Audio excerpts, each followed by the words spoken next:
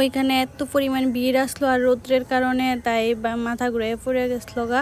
তো আমরা তো ভিতরে আসলাম, কইতে পারি না, তো বাইরে দৌড়ে টুড়ে জল টল দিছে।